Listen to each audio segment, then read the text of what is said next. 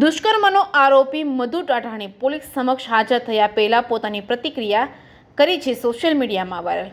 મને અને સંસ્થાને બદનામ કરવાના કાવતરા હતા। હું મારા પરિવારને મળવા આવ્યો હતો અને પોલીસ સમક્ષ હાજર થયો છું। મારા જ ઘરેથી છાત્રાલયમાં ચાલતા વિવાદને લઈને મને ટાર્ગેટ કરવામાં આવ્યો છે। જે કેસની ગુજરાતી સાથે કરશન બામટા આટકોટ। મારું નામ મધુ ટાઢાણી છે। હું મિત્રો ઘણા સમયથી મારી ઉપર જે આક્ષેપ થયા છે એના બારામાં વાત કરવા માગું છું। રોઈને રખડીને થાકી ગયા છે। ઘણા સમયથી હું પીડાતો હતો।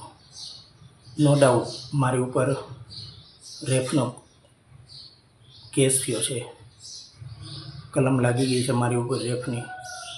પણ હું પોલીસને અને બધા આગેવાનોને સમાજના નમ્ર વિનંતી કરું છું કે આ મીડિયામાં જે ચાલ્યું છે કે કલરનો કોન્ટ્રાક્ટર, પહેલાં હું તમને સ્પષ્ટતા દેવા માગું છું અમુક બાબતની કે હું કોઈ કલરનો કોન્ટ્રાક્ટર હતો જ નહીં। છાત્રાલયની અંદર કલર કામ ચાલુ હતું એનો ફક્ત હું ધ્યાન રાખતો હતો।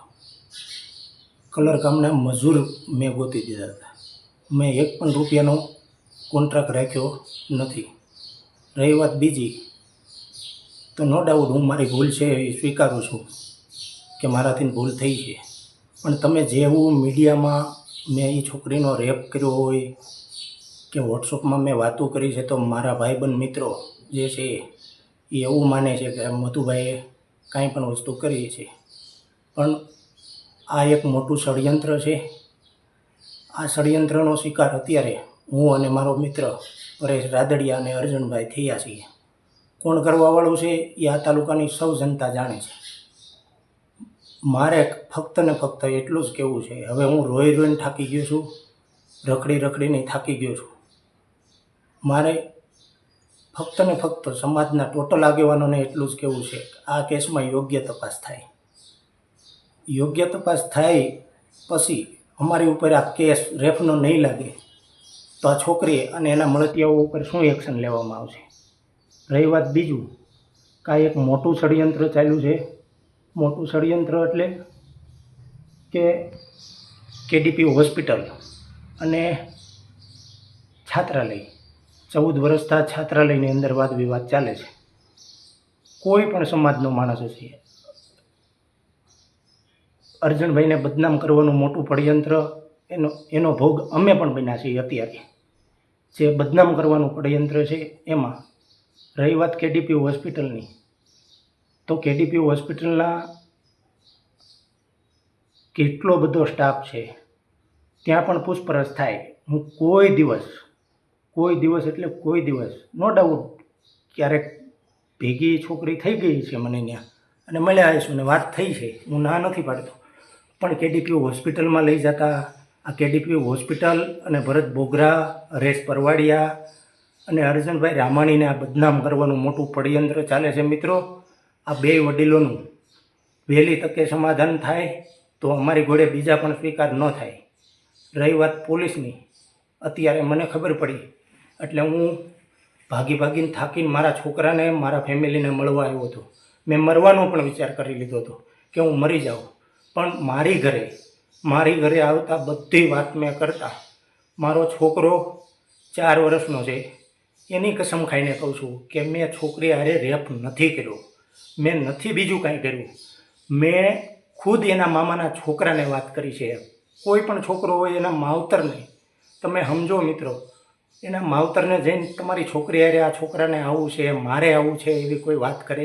મેં કરી છે ને। અને એ છોકરીનો ઘણા બધા કારણો છે, ઘણા બધા ખુલાસો છે। મારે કોઈ મીડિયામાં હીરો થવાનો શોખ નથી, તમે કોઈ પણ ગામની અંદર। અને બીજું રહી વાત મારા સગાવાલોને, તો પ્લીઝ મારા સગાવાલોને હું 2 હાથ જોડીને નમ્ર વિનંતી કરું છું, 2 હાથ જોડીને કે આ કેસનો નિકાલ ન આવે, આ કેસનો ચુકાદો। મારા સગાવાલા મિત્રોને એક નમ્ર વિનંતી છે કે મારી ઘરે કોઈ પણ ફોન કરીને પ્લીઝ ન પૂછતા કે શું થયું કે શું નથી થયું।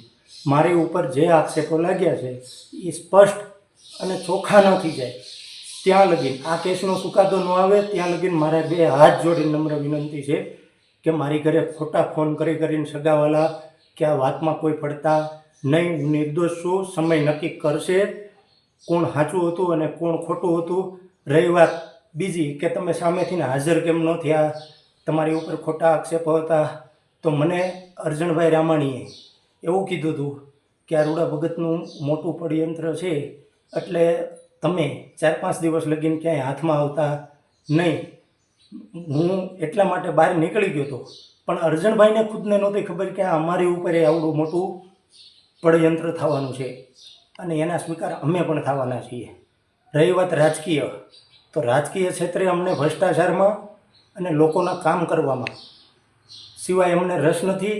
અમે ક્યાંય પણ અમારી ઉપર એક પણ રૂપિયાના ભ્રષ્ટાચારના આક્ષેપ થયા નથી. અને જે સંબંધો અમારે જે મોટા મોટા લોકો સાથે છે એ મને દિલથી ઓળખે છે. 2 હાથ જોડીને નમ્ર વિનંતી કરું છું, હું કઈ ટાઈપનો માણસ છું, કઈ ટાઈપનો છું. પણ મારા ભાઈને હું હાજર થવાનું એક જ કારણ મારે હવે છે. આજ સાંજે હું હાજર થઈ જવાનું છું. હું મારી ઘરેથી બધા માંડ બસીને મળવા માટે આવ્યો છું. હું સાંજે મારી ઘરે હાજર થઈ જવાનો છું. હાજર પોલીસ સ્ટેશને ફોન કરીને કહેવાનું છું કે મારી ઘરેથી જ મને લઈ જાઓ, મારા છોકરાને અને આ બધાને હું મળવા માટે આવ્યો હતો. મારા ફેમિલીએ મને ખૂબ સપોર્ટ આપ્યો છે, એટલો બધો સપોર્ટ આપ્યો છે કે એમ જ કીધું છે કે તાર જીવવાનું છે, મરે આપણા દુશ્મનો, આપણે શું કામે આવું કરવું જોઈએ? તે કોઈ વસ્તુનું કર્યું નથી તો લડાઈ લડ અને હાજર થઈ જાય સામેથી. મારા ભાઈને નથી તમે લોકો મદદ કરતા ને, પણ મારો ટેસ્ટ થશે. મેં રેપ નથી કર્યો, મેં વાત કરી છે છોકરી જોડે.